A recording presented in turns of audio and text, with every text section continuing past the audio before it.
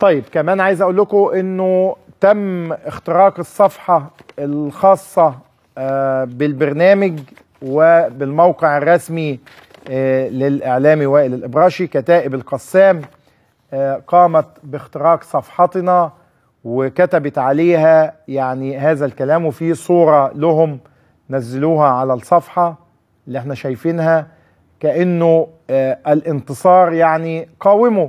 يعني كتائب القسام لم تطلق رصاصة على إسرائيل ولا صاروخا منذ زمن بعيد، لكن أن يتباهوا ويفتخروا بأنهم نجحوا في اختطاف الصفحة الرسمية للبرنامج وليه، فأعتقد أنه ده مش هيخوفنا ولا هيخلينا أن احنا نخاف ولا نتقاعس ولا نتخاذل. وحطوا لنا مكانها صور محمد مرسي ورجب طيب أردوغان واسماعيل هنية، وكتبوا ايه بقى؟ يعني انه بداية الله ينتقم منك انت ومش عارف ايه معسكر الانقلابيين الخونة، بداية من السيسي الملعون ونهاية بمش فاهم ايه بلطجي كلب.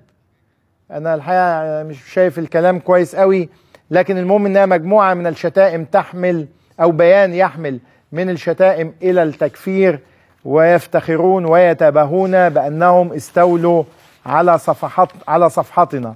طبعا قدمنا بلاغا وسنحاول استعادة الصفحة من المحتلين كما تم استعادة مصر من الإخوان. يعتقدون أنه ده هيخوفنا أو ده هيرهبنا.